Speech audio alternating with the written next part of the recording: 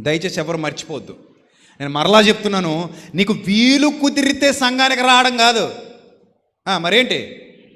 వీలు కుదుర్చుకొని దేవుని సన్నిధికి రావాలి. దేవుని నామానికి మహిమ కలుగునుగాక. అర్థమైందా?